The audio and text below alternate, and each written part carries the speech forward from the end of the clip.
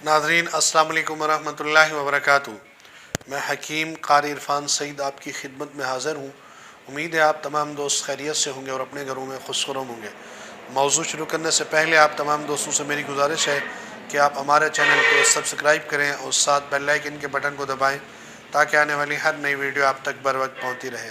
आज का जो मेरा मौज़ू है वो है आमला के हवाले से। आमला बहुत कीमती चीज़ है, लिहाजा आप तमाम दोस्तों को ये तो ज़रूर बता दूं कि आमला इस्तेमाल करने से जो बाल सफ़ेद होते हैं तो वो बाल सफ़ेद होना बंद हो जाते हैं।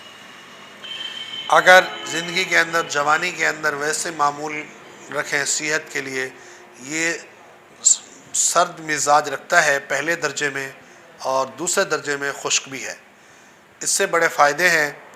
दोपहर के वक्त अगर आप इसी सर्दी के मौसम में 2 से 3 दाने रोज़ाना मुरब्बा आमला इस्तेमाल करें आपको बहुत नफ़ा होगा।